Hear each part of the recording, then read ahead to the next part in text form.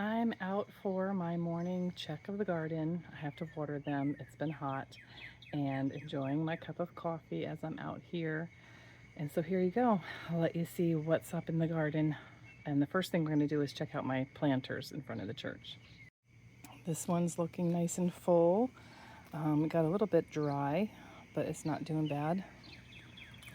The Wandering Jew is doing amazing in this planter. It's all over the place. And I think that's the coleus, if I'm right. I'll have to check the name of that one.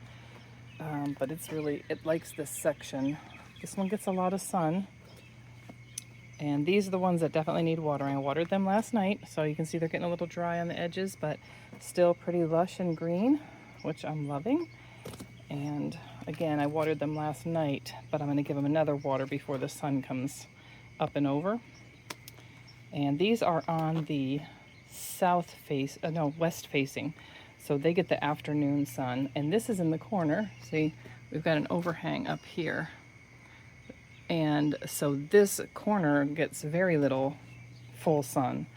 So it really, it's doing really, really well over here and doesn't need to be watered nearly as much as the others. And look at the vine is traveling all down there.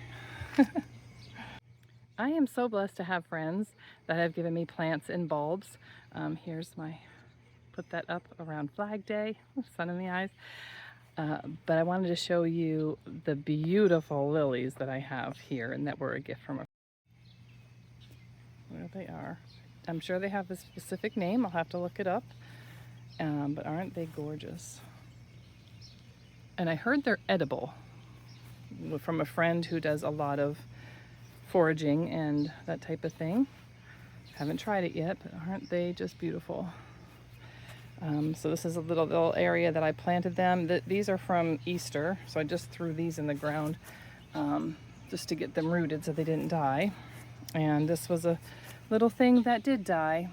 That was one of my zinnias that did not make it, but I'm just enjoying these blossoms right now. This is a lovely garden flag that I have from Two Wings and Some Pollen. I will link them in the notes because they have wonderful garden flags and they have a membership and all different sort of things. I have put plants out here in the past, but they just get scorched.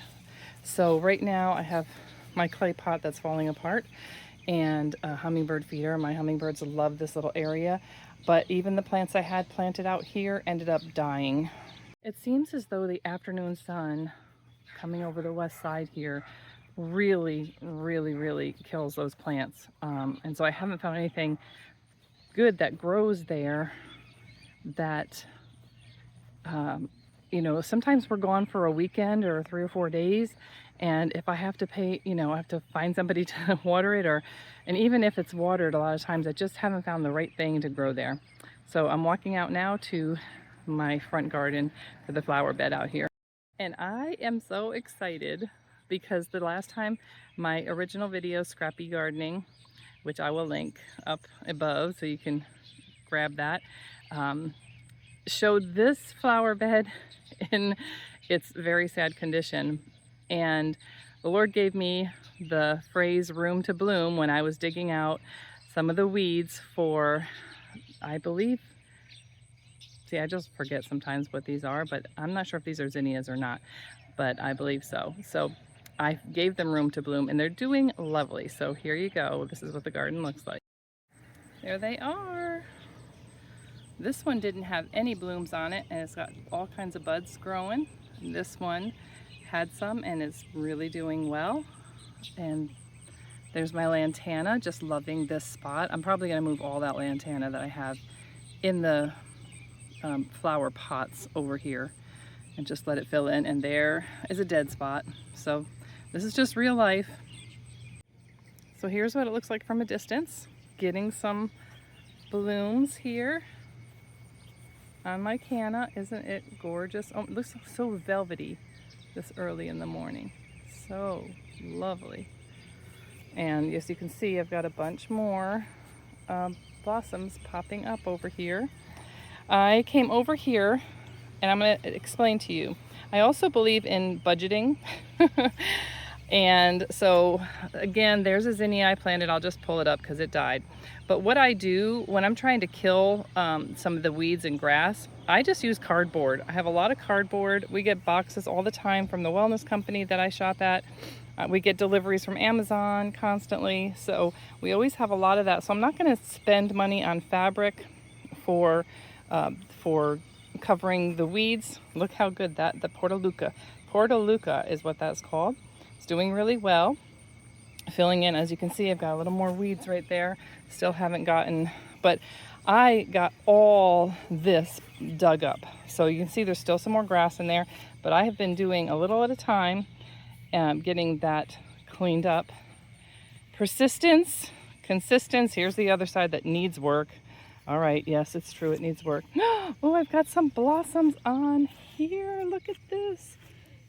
My milkweed, which I am really, oh, there's blossoms on both. Now, those popped up organically, so I left them there. I'm not looking for aesthetics. I'm looking for a happy garden and a happy pollinators. I want to make the pollinators happy. These are looking a little, oh, we got flowers on here too. We got some beautiful, this is Purple Heart. This is called Purple Heart. It looks a little sad though. I got to see what it needs because it's got some disease going on.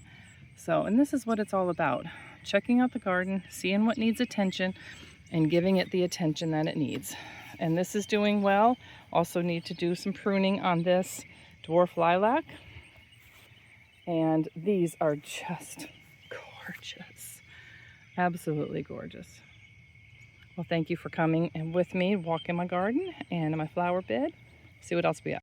I love this gate I have for the rose to bloom on, or to, climb up. This, I believe, is a knockout rose. It was here when I got here. Now these blossoms, I'll get up a little closer, are just so pretty. This was super full in its first blooming in the spring. It just was covered in blossoms and it was gorgeous. I did trim it back, but maybe not enough after the first blooming, because it just ends up looking a little sad. I'm also going to treat it. I'm going to give it some good fertilizer. This is in need of weeding. As you can see, we've got some weeds growing up. They like to grow up even behind that gate there, but also putting some cardboard down to keep the weeds down, and I'm going to put some compost on there. I'm going to feed it and I'm going to cover it with some mulch. That's what's coming next. Here's some of the little blossoms. Really is a beautiful rose. It really is a beautiful bush, and it's had some light color, pink, and then the dark. Those little tiny ones. So, and then, if anybody has advice for this rose bush, this was here when I got here, please put it in the comments. Okay, I got the sun in my face as I'm heading toward the sunflower rose that I have. Okay, there we go, behind the building now. So these are just so much fun. I love sunflowers. They just bring me joy. So here we go. This is just an old American Legion building, and it's where we keep our trash cans over here. So it's pretty, just kind of, when we are in ownership of this building, we're going to paint this side. But for right now, I decided to plant all my row of sunflowers just to, spruce it up a little bit. And I'm walking over here to the fence area of our neighbors, so I don't want to get their house in the video, but I want to show you how tall these sunflowers have gotten. I love these morning walks with my coffee. Here we go. Look how tall that is. So there we go, the sunflowers behind me. So I made this little fence row of them. I'm just listening to the birds, and I want to show you another gift from a wonderful friend that builds these little bluebird houses. And yes, I have bluebirds in there, but I'm not disturbing them. I just enjoy watching them come in and out of the nest and know that I'm a landlord. I'm a landlord for some bluebirds. And so, okay, here is the last of my scrappiness. I'm I'm just being raw and real here, showing you my messy, doing it messy, but doing it. You see, I've just decided that I'm not going to let things hold me back.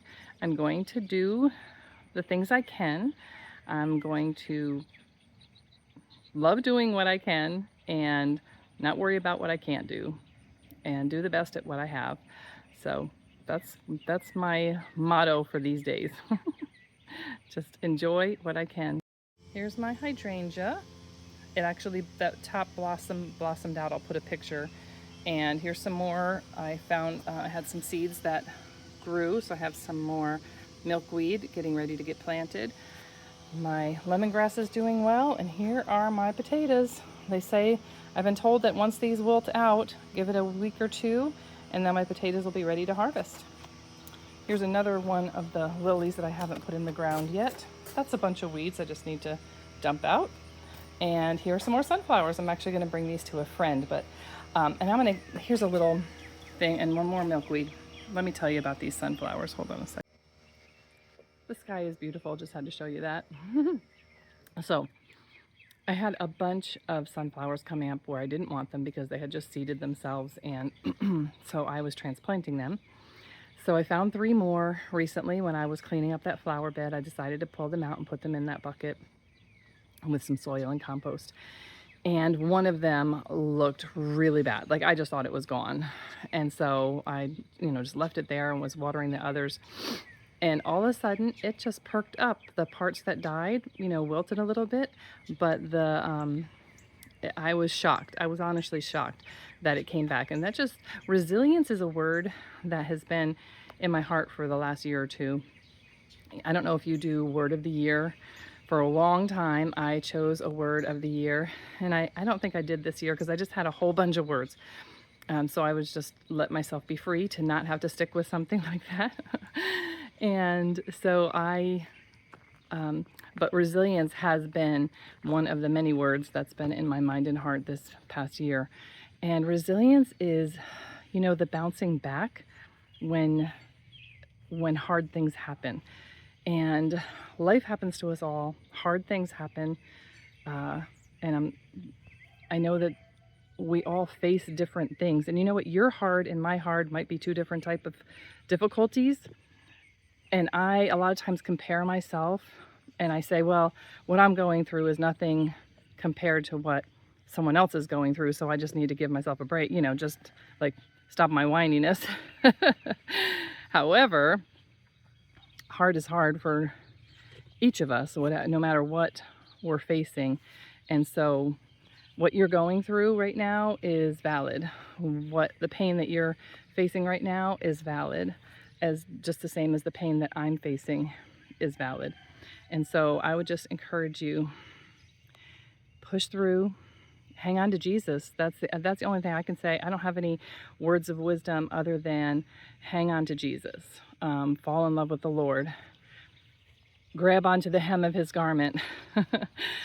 Fall into his arms. The Lord is always there for you.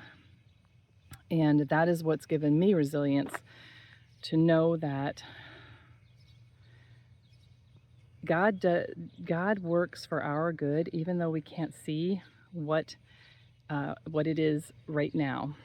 The song I have been listening to this morning is by Torrin Wells, Joy in the Morning. And faith isn't faith until it's been tested. And so sometimes weeping may endure for the night, but joy comes in the morning. And so I just encourage you to hang on and reach out to someone if you need help. If you're going through something, you need a prayer partner, you need a friend, definitely reach out, and someone will be there for you. Sometimes we need to ask, and we're just afraid to ask someone to pray for us. We just try to hold it all in ourselves and handle it on our own, and we can't.